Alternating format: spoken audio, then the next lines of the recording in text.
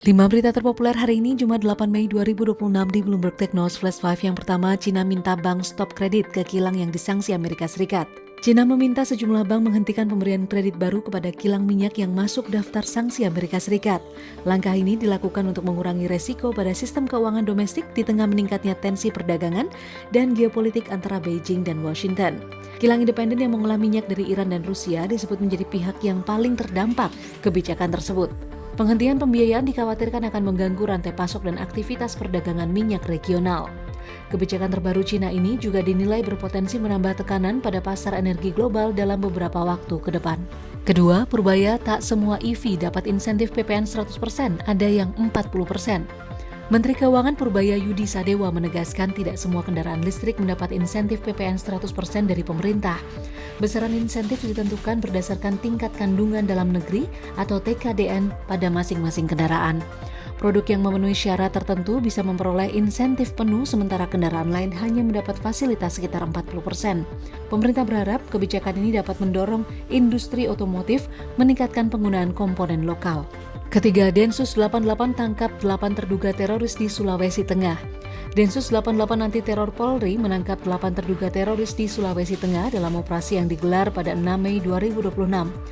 Penangkapan dilakukan di Kabupaten Poso dan Parigi Motong pada sejumlah lokasi berbeda. Terduga teroris disebut berkaitan dengan jaringan yang sebelumnya aktif di kawasan tersebut. Dalam operasi ini, aparat juga mengamankan sejumlah barang bukti untuk kepentingan penyelidikan lanjutan. Hingga kini, polisi masih mendalami peran masing-masing tersangka serta kemungkinan keterlibatan jaringan lain di wilayah Sulawesi Tengah. Keempat, rally tembaga reda, pasar tunggu sikap Iran terhadap proposal Amerika Serikat.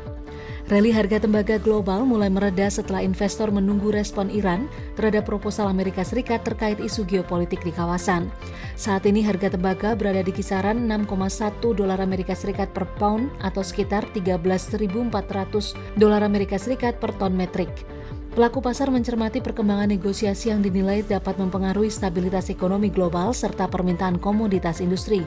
Sebelumnya harga tembaga sempat naik akibat kekhawatiran pasokan dan optimisme permintaan sektor manufaktur.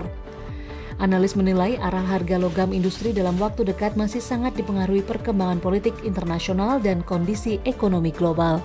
Kelima, Menkes siapkan screening hantavirus buntut kasus kapal pesiar.